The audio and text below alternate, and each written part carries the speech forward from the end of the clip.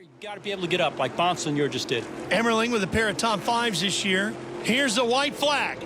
All right, Ray, where are you making a move? Going into 3? Oh, man. I think that's where the modifieds really seem to go, but it looks like Emmerling's backed up a little bit. He's got something up his sleeve. I think the Santos is expecting the move getting into 3. Let's see what happens here. And there he goes. Here he comes, he right up alongside. And he goes right past. And Bobby crosses him over. Here comes Santos. Contact right there. Who's going to get to the line? No, 3 wide. And it's going to be Emmerling at the line. But, boy, it wasn't by much, as the top 3 are basically in a photo finish here at the All-Star race in New Hampshire. Wow, what a show. That was really cool. 3 wide at start-finish line without a very big edge to anybody. Earlier on in the race, we were experimenting with running the bottom, and I had a car that was real free that could do it. And and that's what I did. I was planning on that bottom shot. I can, coming on that bottom, I could just clear a lot of room. So I was just hoping on doing that, sliding up and trying to take it. So I know that was, right at the finish, I wasn't sure who took it or who didn't. So, we a lot of fists, and so we were always hanging out in the top 5 at this racetrack. So we finally got that little extra to get up to the lead right at the end there. So, Ralph, Ray, Patrick Emmerling made it an exciting show today. Keep your eyes on this. He's going for the lead, boys.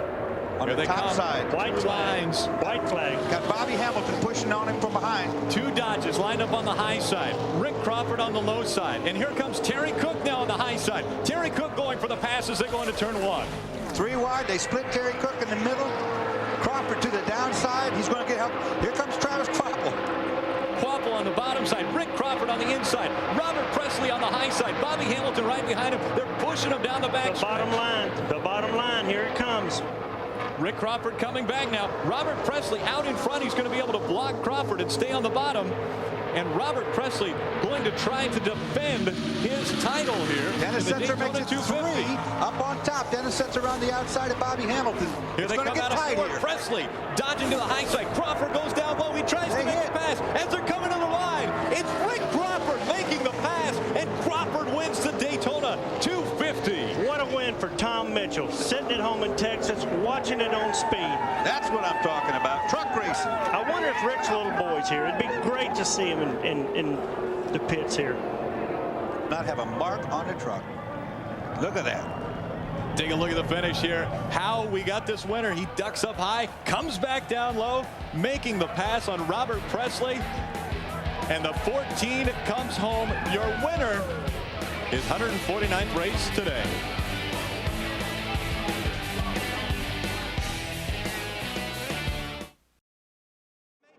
Johnson and Earnhardt Jr. White flag this time. Those have been the 2 best cars right there most of this race. They're just now showing it. The bell lap, and the man who started up front leads it, Jeff Gordon.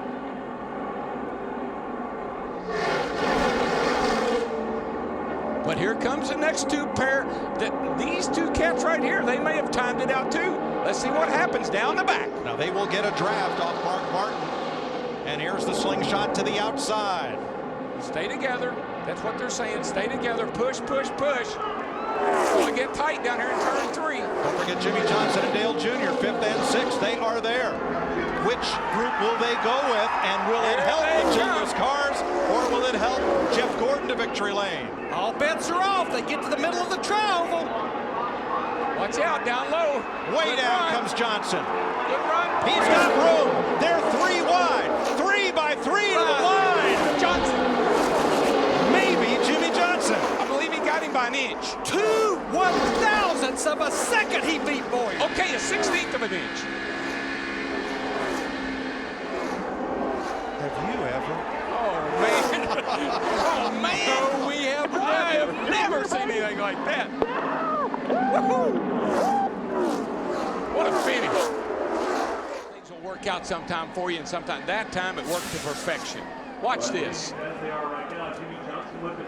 Jeff Gordon watching Boyer, seeing if he can beat Boyer. Left just enough room on the inside for Johnson and Earnhardt right there in the tri-oval. It's Bowyer's race. Yeah, it looks like Bowyer's pulling ahead, but then all of a sudden they hit that wall of air. Here comes that 48. But Darrell, the start-finish line here is 1,000 feet further. And look how close it is, 4 wide at the wire. That is just a beautiful thing right there. 2, 4, 6, 8 cars. So close, we can hardly capture it with our stop-motion camera. There's a look at it, and there is the margin. Ooh, Jack Sprague got a little bit loose off of 4. He ducked back Look at down. Johnny go to the outside. Now they go 2 wide as they come across the stripe. 1 lap of racing to go. 2.5 miles from Daytona. Travis Kvapil in front of the pack. Jack Sprague, Todd Bodine side by side now as they go to 1. Did Johnny Benson push Sprague a little earlier than he wanted to go? Johnny made a move early. And Jack jumped out. Arrow down the back here. Don't let either lane get a run on you. Here comes the 33 of Ron Hornaday, a very strong truck. They're 2 by 2 behind Kvapil. Can Kvapil hold them off? Now the line on the outside moves faster. Kvapil moves up to block. Here comes Jack Sprague on the outside. Sit back there. Keep splitting your air up. Into 3 and 4. There's Don't give us too much room on the bottom. Kvapil with an extremely strong truck as he goes through 4. As he comes out of turn number 4, he will see the checkered flag. And Travis Kvapil trying to hold Here we go. Look at Jack Sprague. side by side. Oh, Jack Sprague will win at Daytona. Jack Sprague made the move. Rick Yardy will follow you home. Unbelievable finish. It looked as though Travis Kvapil would hold it up. And 3 wide again. Travis Kvapil finished second or third in that finish. He had a truck or 2 length lead when he came off turn 4. Look at this lead coming to the checker, Phil. Unbelievable. A big shove by Johnny Benson. We're riding along actually with the Goodyear blimp. Take a look at that. Across the start-finish line, Sprague, and then the 23 of Johnny Benson split the Ford. Through the tri-oval, they will see the white flag. 1 lap of racing to go from Talladega. 1 lap, bud. Watch your mirrors. Austin Dillon, he was on the outside. Does he get any help? No, they're going to hang him out. He got rooted out too. When will Kyle Busch make his move on Almirola? How does he make his move? Or will he make his move? Almirola pushed him to the win a year ago.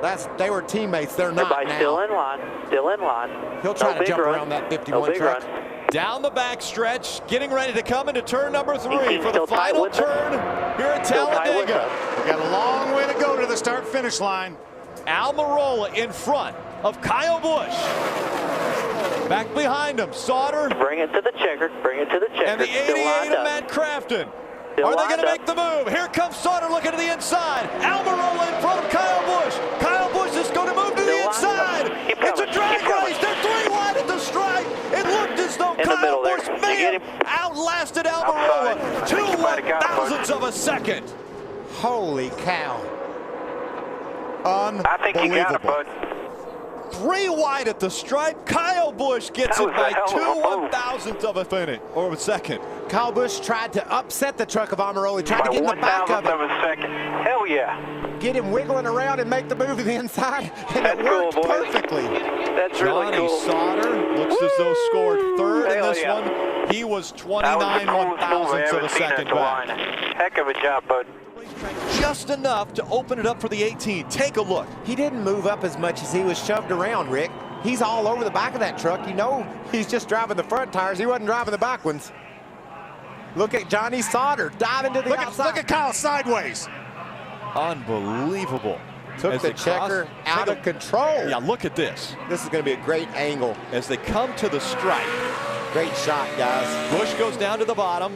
Sauter goes up to the top, and right at the stripe, it's amazing. Johnny Sauter is right at the door of the 51, and he finishes 3rd. That's what 2,000ths of a second looks like. I did not know that, Bill. I wondered what it looked like. Guys, what will be the strategy as Peter Dempsey in the red and white car will watch. Here comes Chavez on the outside. He's going to wait. It looked like he was going to try and make it too wide, which would have put Karam in a tough position, but now he ducks back. And we'll go on to the backstretch in a second. Carlos Munoz in the 26th. Dialyser entry out in front. Took over the lead on lap 14. Has led the last 25 laps. Here we go. Side by side. Head to 3. Here's the move for Karam. So here's Sage Karam. Now Chavez going to make it 3 wide to the outside, guys. This is tight. Oh, baby. This is what people look Through for. 3-0. Karam and Munoz nearly touch. On the outside of 4, remaining 3 wide. Gabi Chavez. We're going to have a 3 wide shootout at the line. It's a drag race. Who's got the momentum? Here comes Dempsey. Dempsey's going to go 4 wide. It's going to be. Dempsey won it. Oh, Dempsey won it. That was a 4-wide finish in Indy Lights. Unbelievable. That is the craziest finish in history of anything, I think. Oh, That's got to be the best finish ever at IMX. 4 wide at the Indianapolis Motor Speedway, and it's Peter Dempsey, the Irishman, who gets his first Firestone Indy Lights win by going to the outside 4 wide and winning it by, oh my gosh. Unreal. Oh, let's watch it again. That's incredible. Got to be the greatest finish in the history of this speedway as Dempsey,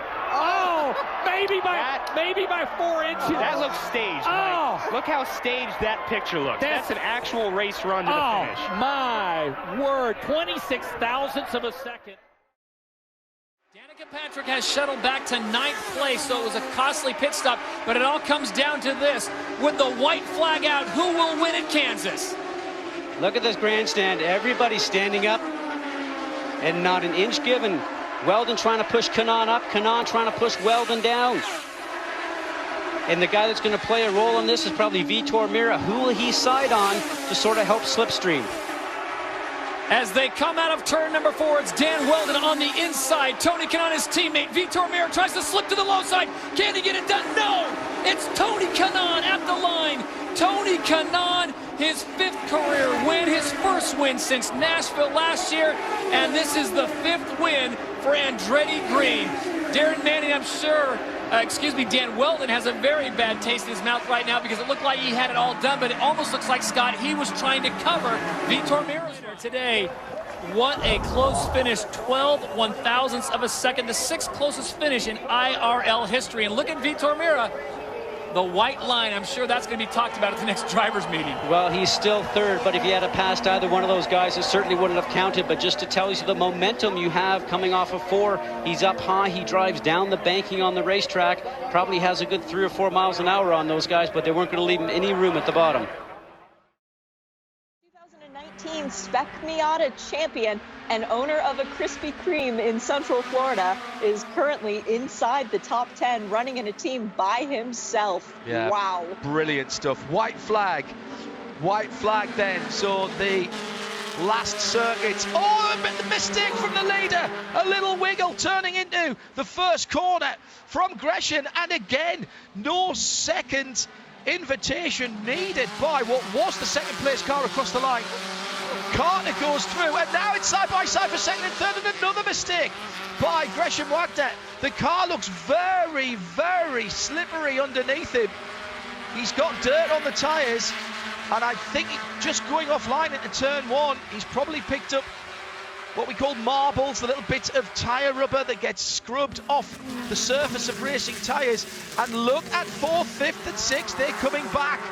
It was 2.5 seconds, it's under 2 seconds now. As Janson gets pushed out at turn number 7, the hairpin. It's still Piscatel in the blue car in 4th position, but now up to 5th is Drake Kemper. New fastest lap of the race on the comeback trail. Chris Newnes for JTR Motorsport in 12th position, through away 4th position, remember. Earlier on going wide at turn number 1.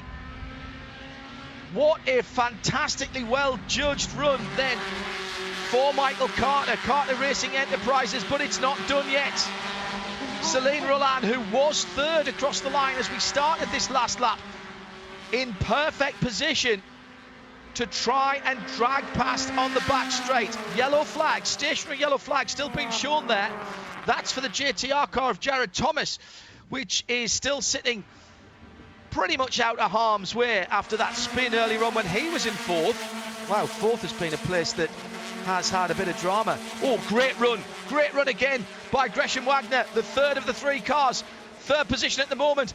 Piscatell could do with another lap or two, maybe. Here comes the battle for the lead down into the final corner for the final time of asking. And the man who was leading, Michael Carter, is now going to be back in second, maybe third. They all going super deep. What a brilliant move down the inside by Gresham Wagner, and somehow he's got back to the front, but can he keep the car in the straight and narrow? It's going to be 1, 2, 3 wide. It's another blanket finish. Round 3 of the Invention Mazda MX-5 Cup. They've all won it. They've all won it. It's Roland. Roland has got through. Celine Roland by the narrowest measurable margin. Quite extraordinary as they came to the line. Really impossible to tell them apart. There was a bit of paint trading going on there. How do you pick that one out? Photo finish. More races of this. One at California and one at Texas before we decide the championship. Herta still holds on down low. Herta sees the white flag. 1 to go. Hornish now surges ahead. Now that's very important what we just saw there, Paul, because at the line, Herta was actually not far enough ahead of Hornish. He's on the low side. Closest finish in IRL history was here last year. Will it be closer this year? Hornish and Herta. They hammer for turn 3. Come through turn 3. The final corner just ahead. Dixon closes down in behind them, and they're going to go 3 wide at the line, and it's Hornish. Hornish takes it at the line. Dixon gets second, and Herta drops to third. In 2 weeks, just 41 separating the top 5 drivers. And here is the finish once again. Look at Scott Dixon come up on the inside of Brian Herta as Sam Hornish held on the high side of the racetrack to take this event and put on another great show for the IRL IndyCar Series. So that's the story from Chicagoland Speedway. Coming up next, the 2003 Walker Cup. See the flames come out of the pipes on Kyle Busch's car. He had to lift right there to not get tight, get in a corner to try to put himself in position, but those guys don't have anybody behind them in that second row there. 1 lap to go. Sponsored by Credit One Bank. It's all going to come down to getting into 3, I think. Here comes the energy. Here comes the support from the back, that third row. Where does he block? Does he block high? Does he block low? Here it comes. Kyle Busch to the middle, shooting a gap. No help with Kyle Busch. Oh, Suarez right alongside him. 3 wide. Off turn 4. Here they come to the flag. 3 abreast. Photo finish. How about, I think it's Blaney. Unbelievable 3 wide finish. Have you ever seen anything like that? Scoring. Finish is under review. Scoring has the margin between the first 3 cars at 0.00 seconds. How awesome was that? The race finish is under review. How about that? Freeze frame, stop motion to the line. That's too close to call. Unbelievable. I thought it was Blaney, but that picture right there, I think they all win. Unbelievable. That was awesome.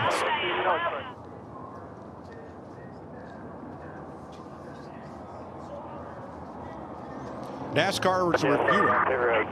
99, 12 in the 8. Race clear is the 99. How about that? Daniel Suarez, the 32-year-old from Monterrey, Mexico, gets his 2nd Cup career win. His first one came last June at Sonoma. This is a very popular win. Daniel Suarez, I said it last week in Daytona. He was in that picture at the end of that thing. Boy, was he here again at Atlanta.